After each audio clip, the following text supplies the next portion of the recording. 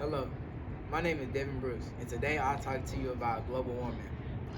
Now, don't you like the ground we walk on, the air we breathe, the water we drink? This can all come to a change if we keep destroying the place we call home. Today, I have three main points for you, and I will talk about what is actually causing global warming, what will happen if we don't stop it, and what can we do to slow it down.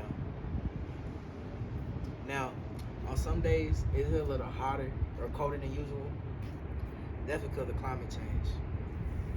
Now, according to the national government, this century the Earth's average temperature has risen 2 degrees. Now, you would think 2 degrees, that's not a lot of degrees that is risen, but in reality, 2 degrees has a big effect on the environment around us. Now, according to the IPCC scientists, they believe that the Earth temperature can grow to rise 10 degrees in the next century.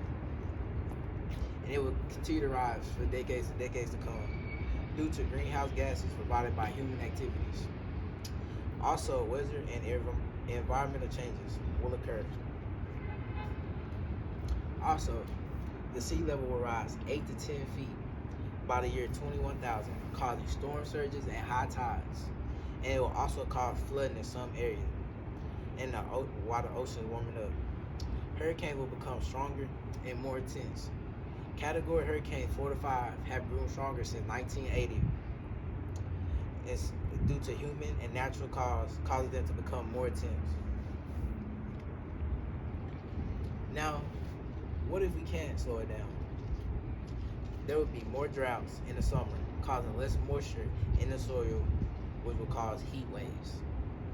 And by the end of the century, heat waves and one-day events will happen that happen every 20 years will happen one day every 2 to 3 years. Also, it will destroy crops in different regions. It will also cause less plants around us, less vegetation, and resources and food. Also, different regions around the country will get destroyed.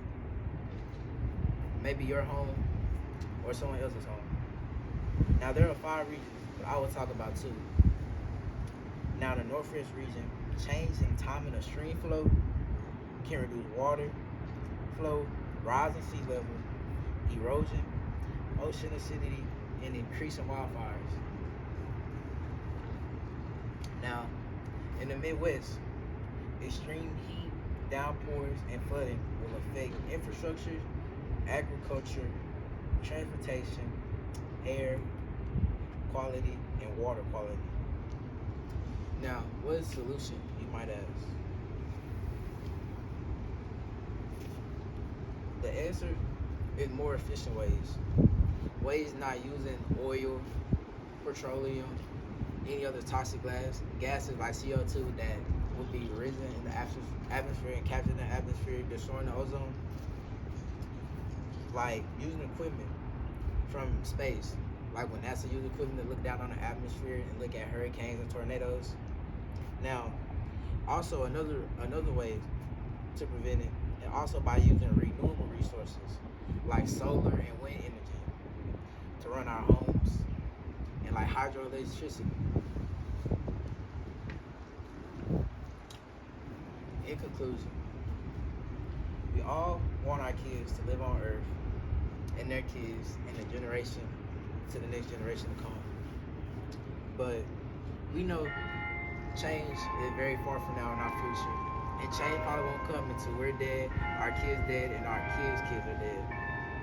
But it's not a bad idea to start and try to make a change to the future that's ahead. Now, next time you walk outside and it feels a little bit more hotter and colder, just think about global warming and climate change. Little small things that change around the world can have a big impact on your life. Thank you and have a nice day.